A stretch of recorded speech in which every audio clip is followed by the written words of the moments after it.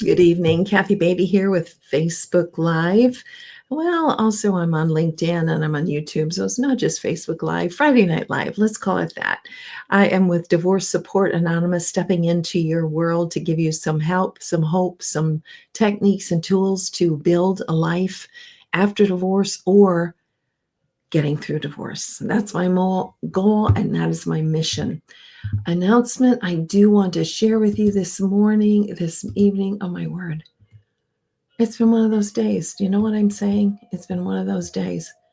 Not to mention, I just did my whole intro and found that I wasn't online. So it's just one of those days. So, anyway, where were we? This is Friday Night Live. Kathy Beatty, Divorce Support Anonymous, coming to you live to help you with tools, techniques, hope, and help going through divorce and building a life after divorce. Quick announcement is this March 25th. We are going to begin building your life after divorce. This is an 8-week program.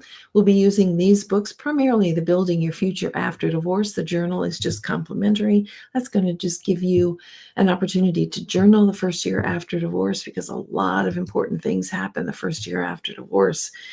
And so we want to have a plan and be focused, because I know many of you are looking at how much time and how much money has been wasted going through this divorce. You spend all this time trying to salvage this broken relationship, and then you spend all this time going through the divorce and dividing all the assets, figuring out the parenting time, figuring out the debt. You're exhausted, but you're also ready to be through with all the past and all the pain and to begin to look forward and building your life. And that is what this program does. Building your life after divorce. 8 weeks, we come together. It is hybrid. It'll be in person for those of you in the Grand Rapids area. And those who are outside of the Grand Rapids area, it will be Zoom. So I hope you'll join us. It's an amazing class. I love holding it. We'll be using these books again. But the purpose really is we're going to look at all aspects of our life, and we're going to start planning for it. We're going to look at the finances. We're going to look at the relationships that we have around us. We're going to look at the networking. We're going to look at the risk that we need to take to create a new life. We'll do one of my favorite parts is the garage sale of the home and heart. What needs to go and no longer fits in my life? Boy, is that an incredible time of purging, of letting go, and being able to focus and be intentional on a future. So do not miss. I've had people 5 years after divorce. I've had people several years after divorce, and those who were just signed off on the paperwork, ready to build their future. Connect with me. I'll get you the registration form. Topic tonight, staying together for the kids. A lot of people believe that they are doing something really noble by staying together with the kids. I want to discuss that. I talk with a lot of people who are contemplating divorce. Do I get a divorce? Do I continue to find another counselor to try to save this marriage? I don't advise anyone on what to do. It's such a personal and huge decision. But I do ask you questions. Questions such as I'm seeing tonight. I'm going to be asking you tonight. Important questions for you to ask. So I speak with a lot of people who are trying to make that decision. Should I get a divorce? Shouldn't I get a divorce? What does it look like if I get a divorce? What does it look like if I stay in this relationship? All those things we can discuss. My first hour is always complimentary as I speak with you, maybe struggling through this or going through the divorce itself. So, staying together for the kids, let's talk about it. I have 3 points that are very important points for you to consider, because I have met a lot of people who think, I'm just staying together for the kids. I have to stay together for the kids. That's very honorable. It's very honorable. But I want to ask you some questions to bring you some truth and also some grace. I want to ask them in a way that is going to allow you to feel God's grace and not condemnation, but also to look at the truth. The truth is always, always our friend. Even the hard truth is always our friend, because then we know what we're dealing with. Then we can develop a plan. So staying together for the kids, that's a huge part probably as you consider divorce. or maybe you have for a length of time. So here's one of my 3 questions. What are the kids seeing in the home? What are the kids seeing in the home? If you were determined to stay together for the kids, what are they seeing? Are they seeing arguing? Are they seeing one party being dismissed or neglected or abused? You are giving your children permission on how they can treat or be treated by their spouse. Think about that. You are giving your children on how to be treated or how to treat a spouse. Is that really what you want for your children? The example that you're giving? Because I guarantee you they will live it out unless they get their own therapy and do a lot of their own work. They're going to live out what they saw in the home. They're going to carry those expectations to their spouse when they marry. What are the kids seeing? Are they seeing abuse? Are they seeing neglect? Are they seeing dad being treated poorly? Mom being treated poorly? What are the kids seeing? What are you saving? Are you saving a toxic relationship that will never, ever be corrected, be redeemed, be saved? And quite frankly, if you have a spouse who's refusing to change, that's where you're at. That's where you're going to be.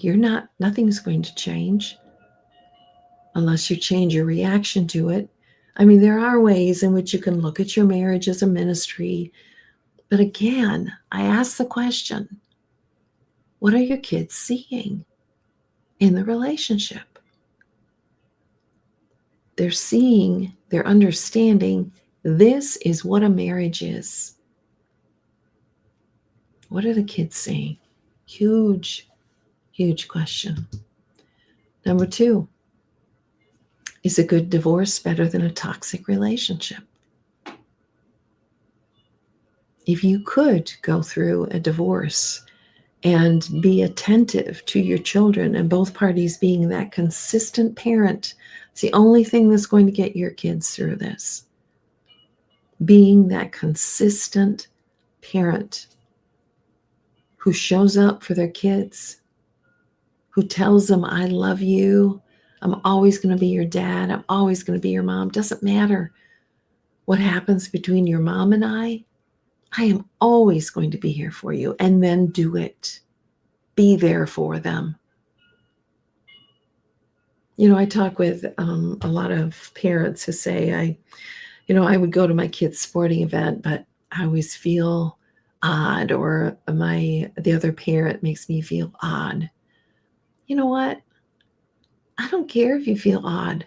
Your kid doesn't care if you feel odd. What they care about, what they will remember always, is you up in the stand rooting them on.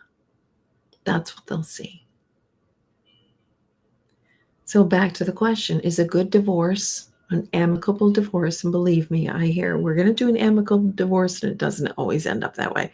In fact, it rarely ends up that way, but it is possible. So is a good divorce better than a toxic relationship? And do you know what happens in a divorce? Really, I mean, we think we do. We've heard stories, but do you really understand what's going to happen in a divorce? I can walk you through that. Also have this incredible workbook. And I say incredible, I can say that even though I wrote it, because it prepares you to see an attorney. It talks to you about some of the things that you need to know for the process of divorce. So you're not going into it blindly. You're not making the decision, I'm going to get a divorce, and then jumping into it. You take some time and you review and you interview some attorneys and you talk to some people. You talk to me, you talk to other people who are professionals who know what they're doing before you make that decision. That's only wise to do that, right? You would never make another life huge decision without getting expert advice, or you shouldn't anyway. And then number 3, what's the best for you in this relationship? If you're an unhealthy parent in this relationship, you can't help your kids. You can't be there for your kids. What's best for you in helping you be the best parent to them? Now, I know this is complicated. Some of you are terrified. I don't have any financial support if I go through a divorce. Well, there are things to know in that. Yes, you may need to get a job, but you may also have enough assets so that you don't have to work full-time, or you can work on a career of developing a career that you love. I mean, there are options, but you need to be healthy. You've got to be healthy to be a healthy parent. You can't be a mess in a relationship because of an abusive or toxic relationship with your spouse and then be a wonderful parent. It just doesn't work that way. We're human. It rubs off. So what's the best for you? The best, healthiest. Not the best is, oh, I want my way. What's the healthiest for you? And maybe leaving this relationship is the healthiest. So when you're saying, I'm staying together for the kids, and I've seen it. I'm staying together for the kids. We're still married. Sometimes they don't even live together, but they're so proud of the fact I'm still married. Well, you have to explain to me what a marriage is. You have to explain to me what God meant by a marriage. If you have broken the covenant because of pornography or financial abuse, or of course adultery, or emotional abuse, all of those things need to be in consideration.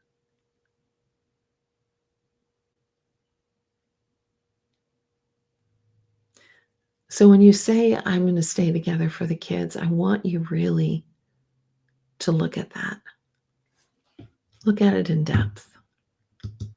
What are the kids seeing?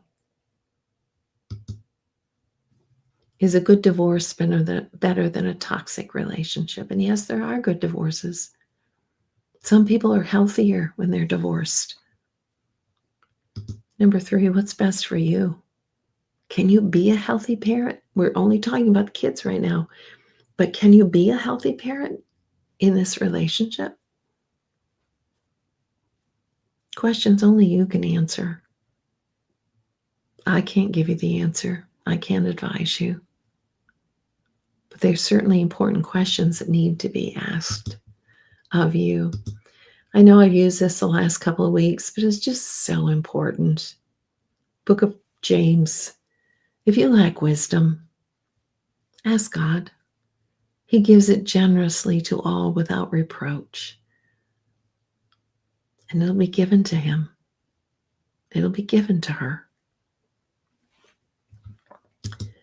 Above all else, guard your heart. Scriptures tell us to guard our heart because everything we do flows from it.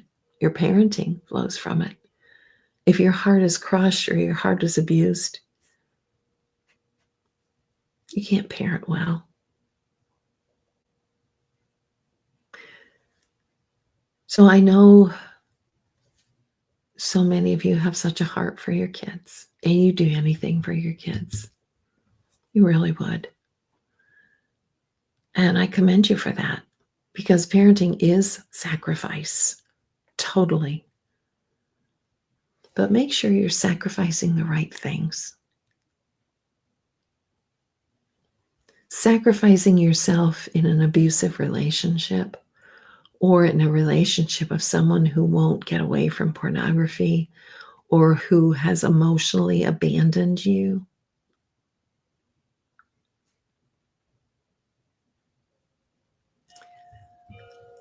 Think on those questions. If I can be of help, be more than happy to. Like I said, my first hour is at no cost. Maybe that's all you need. That's okay. That's okay too.